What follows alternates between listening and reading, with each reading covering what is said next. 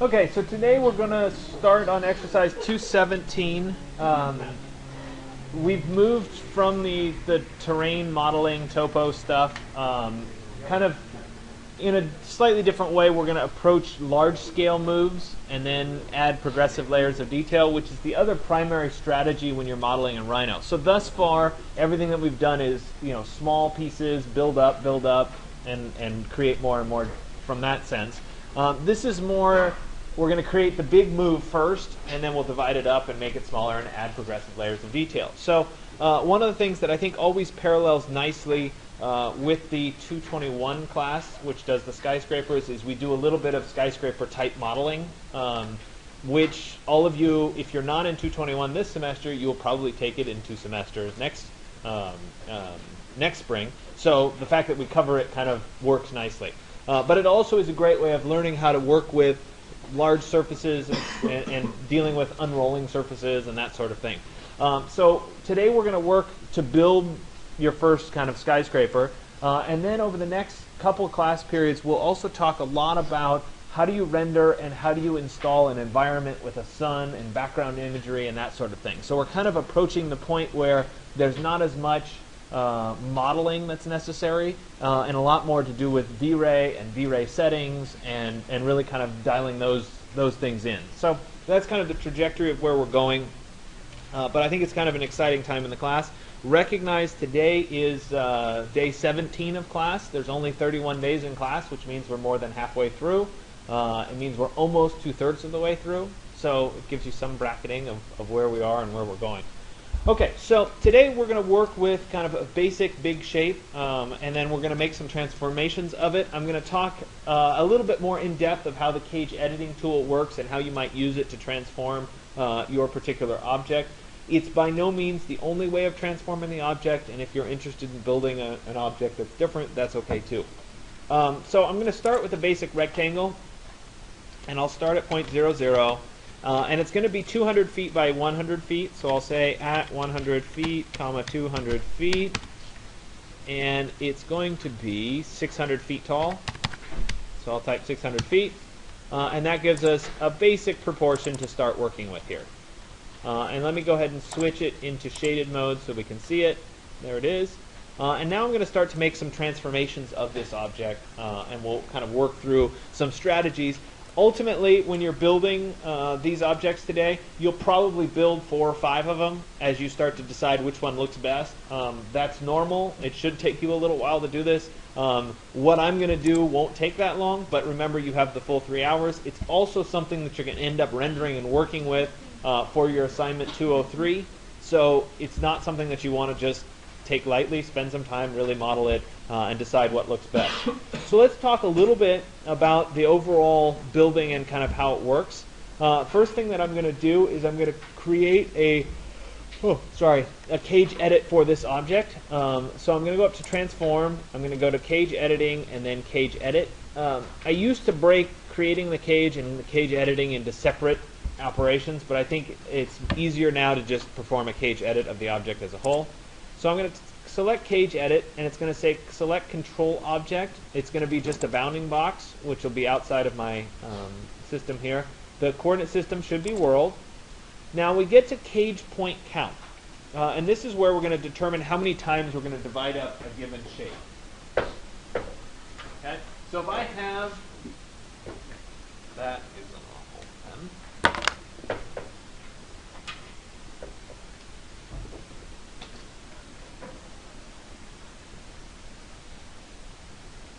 Right?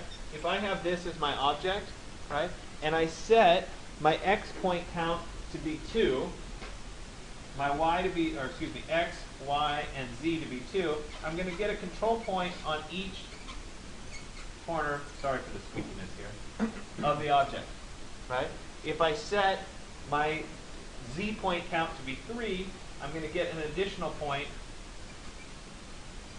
right? Right there. Does that make sense? Okay. If I set these to 3, right, I'll get a point in here and here. But I'll also start to get more points because I'm going to get more points here. And pretty quickly you can get a whole bunch of points.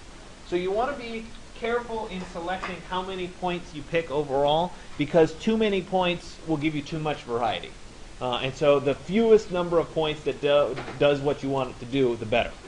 So for example, if I start with 2 and 2, we'll do 2 all the way across here. My y is going to be 2. My z is going to be 2. Notice also that the degree of curvature switches to 1. Okay? This automatically is 1 less than whatever your point count is, and I'll explain that in just a second. When I go ahead and hit enter, right, and I go ahead and hit enter for global, you see that I get control points, right, at each of those 4 corners, just like I talked about. That will allow me to take this first set, and so for example, I could do a rotate. Oops. And I don't know, maybe we'll do 5 degrees or something. Something like that, right? And I get a subtle little twist to it. Okay? It's a smooth twist from one end to the other, right? No kinks, nothing like that. If I go backwards here and we do a new cage edit, actually, you know what? Let me copy these a few times.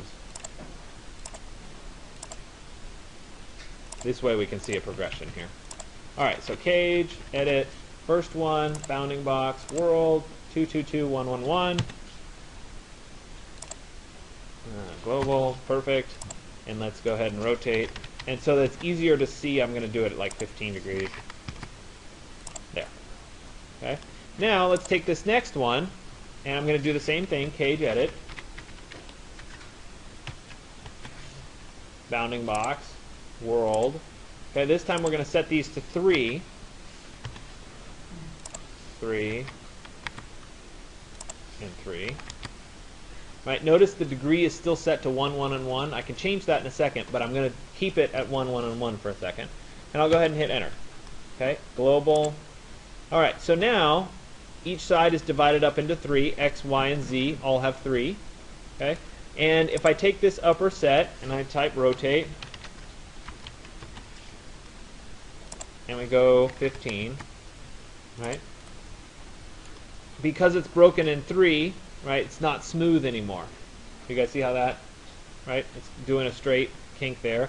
Furthermore, I could take this set and I could move it, say, 10 feet this way, right? And it's going to stay with a sharp kink at that center point. Okay? If, however, we do the same thing, bounding box, world, and I change the degree to be 2, right? So same X point count, Y point count, and Z point count, but I've changed the degree now. Right? Region to edit global, right? Same points. If I rotate this by 15 degrees, right? See how it's still running through that point, right?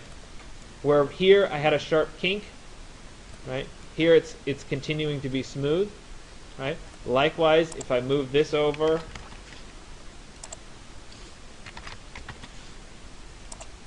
like that, it stays smooth all the way across both the move and the twist.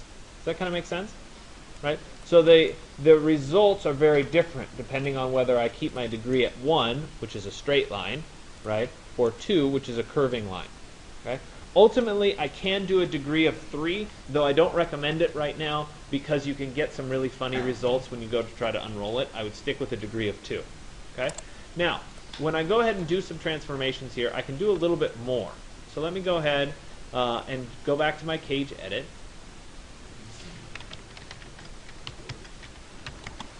And I'm going to pick a bounding box. It's going to be world.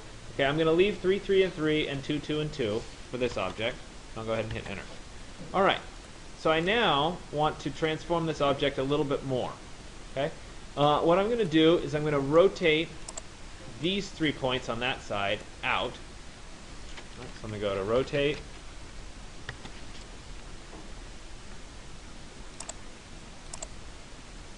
Let me pull these out, say 15. Right, and I'll pull this set out.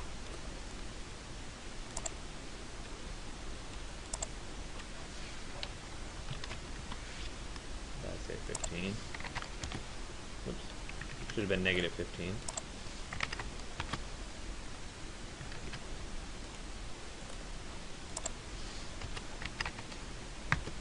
There we go. Right, I'm going to take this center section and I'm going to move this center section out this way. Right, and so I'm starting to see how I'm starting to create a different style building here. Right, so that's not too bad, but let's say I want to twist that top a little bit more. So let's take the 3 at the top and we'll rotate the whole top by 10, and I'm going to rotate the middle by 5.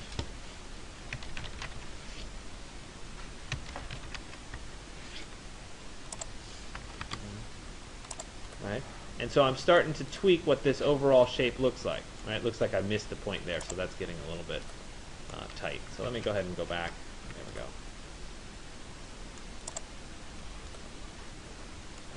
We'll just rotate the top by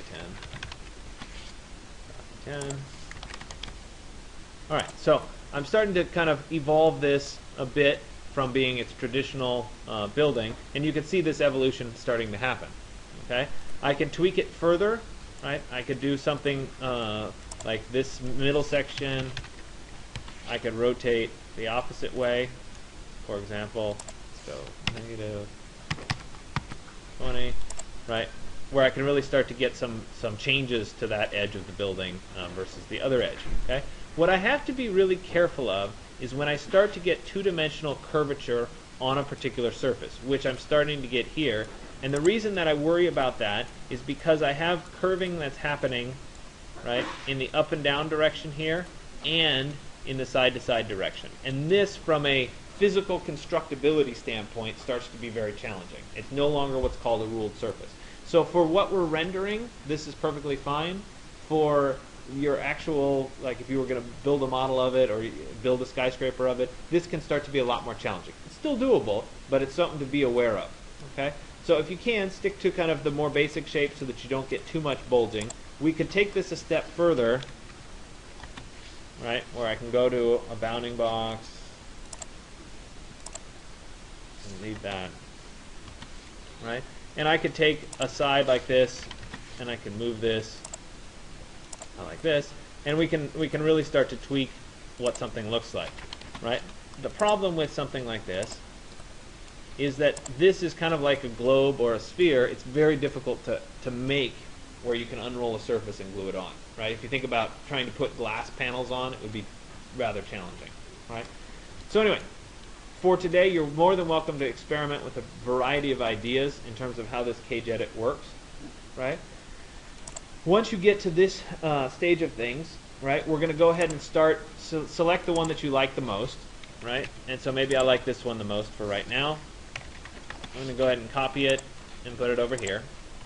And now what I'm going to do is I'm going to start to make this into more of a building from what it is right now. So I started with the overall surface. This is what the building's going to look like. Now I want to derive geometry from it such that I have the floors of the building and that sort of thing. So I'm going to start with just a plain rectangle, corner to corner, excuse me, a rectangular plane. Let's look at it in the top view here real quick. There it is. Right, and I want this to be slightly larger than my building as a whole. Okay, we see it there. Then I'm going to use the array command to array this up in the z direction so I have a bunch of floors. Okay, so I'll do array. Number in x direction is going to be 1. Number in y direction is also going to be 1. Number in the z direction is going to be at least 51. Right? Because if I divide up the number of floors, I can get a kind of an approximate value. If you need more floors, sometimes it's easier to just type in some large number and delete the ones that are above what you want. But I'm going to say 51. Okay. Now it's going to ask for z spacing or first reference point. Right? And so if I click here, right, you can see that it's going to start allowing me to show these kind of floors. Sometimes it's easiest to see it, right, by looking at all the views at once, right? Specifically if I'm in the side view. See how I can see all those floors starting to appear up here? Okay. Now I want that to be at 12 feet. So I'm going to type 12 feet, and I end up with right? A whole bunch of floors. Now, this is something I commonly screw up in that when you do an array, you have to press enter to accept. If you press escape, it will take you back to having no array. So you have to press enter to finish, and there are all my floors. I actually don't need the 51st roof because I already have that. Okay? So I have all of those pieces. That looks pretty good, right? Next thing that I'm going to do is I'm going to copy one of these and put a ceiling height down. So I'm going to copy, it's going to be vertical, and I'm going to go down -2 feet. I'll hit enter, and there is kind of the ceiling of the floor, right? Because there's going to be some structure and stuff in between the floor. This is not a technical class. How much space is between, I really don't care, right? We're just kind of ballparking some stuff, okay? So I'm going to do the same array. Number in X is 1, number in Y is 1, number in Z can be 51 again. My Z spacing, or first reference point, there's my first reference point. It's again going to be 12 feet. Right? And now I end up with the ceilings of all the floors. And I'll hit enter to finish, and we can go ahead and delete that top one off altogether. Okay? So from here, right, I can use my surface, and I can use these to get the actual intersection of these curves. So I'm going to type intersect, and I'm going to select this poly surface, and then I'm going to select the floors. And when I do this, it's always useful, right, to put it on its own layer. So let me go ahead and, well, I can't rename it right now, but I'll leave it as layer 1. And I'll go ahead and hit enter. And it's going to give me a curve for every one of the floors, which is basically an outline for every one of the floors. Okay? Once I have those selected, notice they were all on layer 1. I can use those curves to do a trim. So we'll do a trim. It's usually useful to do this in a little bit smaller pieces because sometimes it can crash the computer, which it looks like it's working on doing right now. So you want to be a little bit slow in this process, but you'll be able to delete, right, all the excess of these floors and end up with just your floor plates running across the building. Question. Yes. Is there a difference between intersect and Split, intersect gives us a curve. So if we have two surfaces that intersect, it'll give us a curve. Okay, we can then use that curve to do a trim or a split. Okay, split is basically the same thing as a trim. The only difference is, what did it just do to me here? The only difference is it gets rid of the part that's left over instead of splitting. And of course, whenever you do something like this live, it loves to crash, right? And so I would recommend saving this before you get to the trim part. That would probably be a good idea, just in case. So we'll give it a little bit more time to come back here.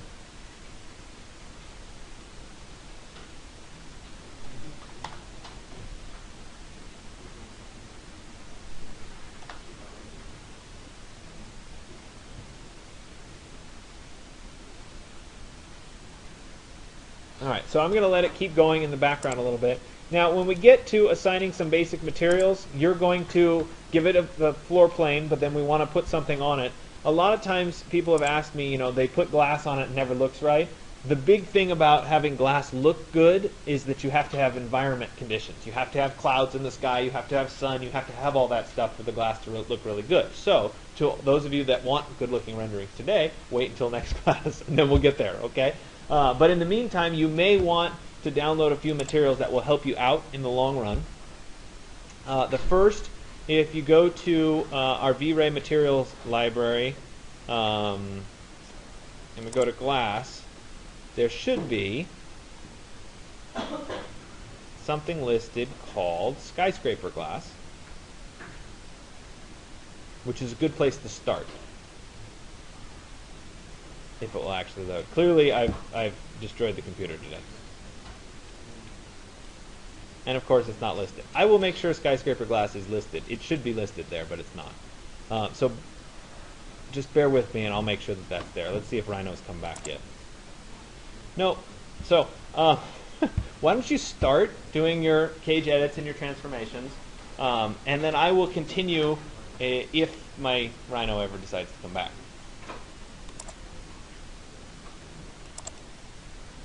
Okay, so it finally came back to me. I apologize for that delay, but I'm continuing down and it seems to be trimming fine as long as I click one at a time. Don't know why it took so long. So I'm going to go ahead and finish going all the way through this, which will take a little bit of time. But you see how it's giving me every one of my floors, or my floor plates, and my ceilings.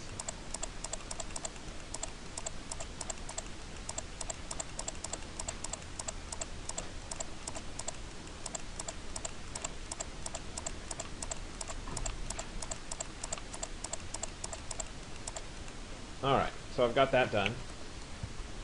Oh, looks like I missed a few here. Let me trim those off.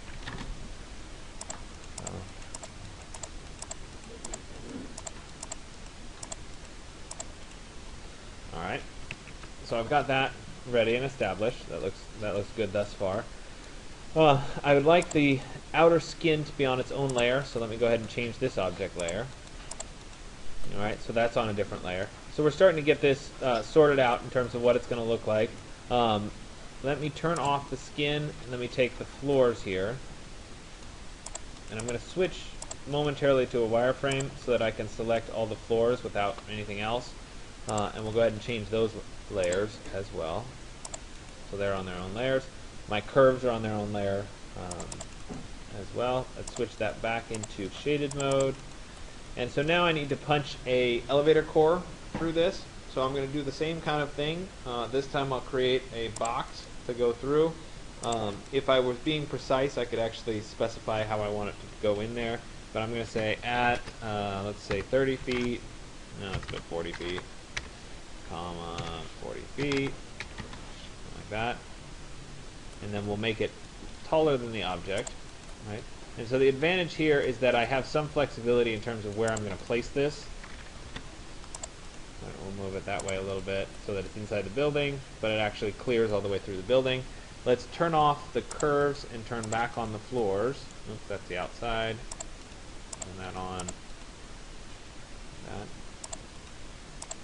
Alright, I'm going to use this to trim all the way through. What I'm going to do is I'm going to explode it first. Explode this object there. I'm going to delete the surface so I can look down on it, and then I'll use these four as a trim. So say trim, and if I look straight down at it, I'm just going to be able to click, and we're going to see the elevator basically go down as we go.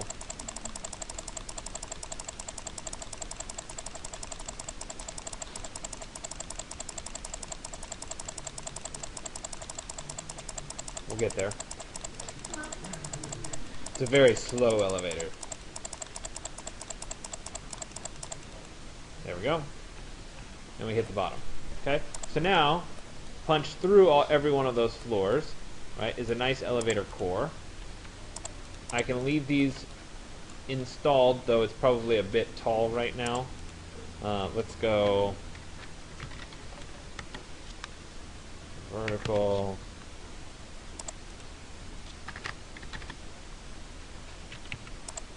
Use that as a trim. This.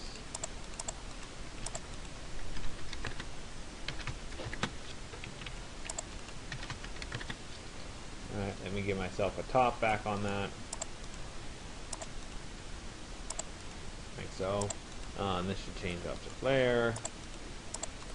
Okay, so I have that nice elevator core that's now going through the buildings. I have all of my individual floors. I have my glass on the exterior that I'm going to use, and now it's going to be a matter of kind of rendering this out and getting a good view. So I'm going to go ahead and give myself an infinite plane underneath, and actually I should probably put that infinite plane on its own layer. So let's change this object layer, and while I'm here, let me rename some of these layers so they don't. Call that infinite plane. We'll call this skin. This floors, this core. Alright. Take these objects back here, turn them off. Alright, so now I've got this view here. We need to start establishing some materials. I do have skyscraper glass uploaded to the website, so I'm going to go ahead and download that.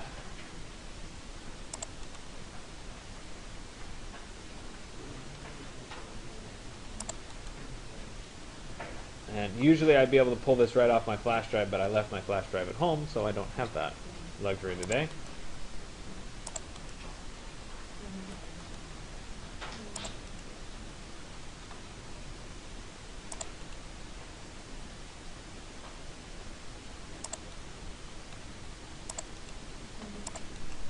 So extract that to the desktop here.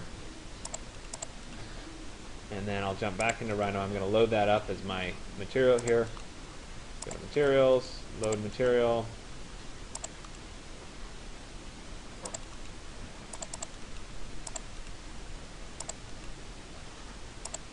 And I'm going to apply this to the glass layer. So let me apply material to layer.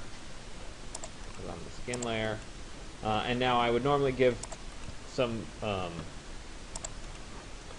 of the materials to the floors and the ceilings and that sort of thing, but for right now we'll take a quick look. I do need a sun, or in this case we're going to do a directional light because we're still in the basic settings here. So let me give myself a little bit of a guide with a box here, and then we'll do a directional light from there to there. Perfect. And that's on infinite plane, so that works. Alright, so now we'll set up kind of a view looking at my skyscraper here, and we'll go ahead and render it and see how it looks. Right, that looks so wonderful, right? Let's render it so it looks down so that I'm not seeing the black sky because we haven't gotten there yet. And I may not get good results out of this glass because my sky is not showing. So let me go ahead and make a couple more adjustments. I'm going to go to my environment here, and I'm just going to change the color so it's not black. We'll give it a little bit of a blue color, maybe not quite that strong of a blue. See if we can see it a little bit more. Just so reflective.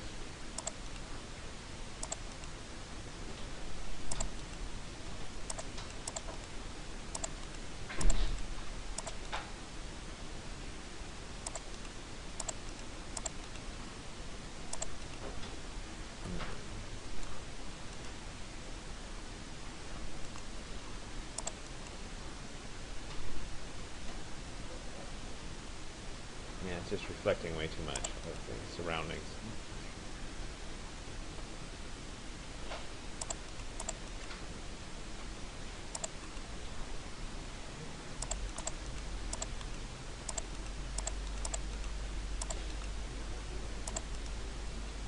Oh, there we go.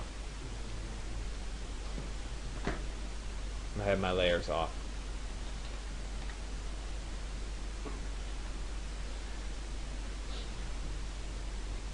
Alright, so I'll end up with a little bit of my object. We can see that it's glass. This is going to look a lot better once we have some sky and that sort of thing in the background. Okay, but for today, all we need is a couple views of this, and then we'll go from there next class with some environment conditions, and we're ultimately going to put this building in San Francisco and with the skyline and that sort of thing. So that's where we're going. All right.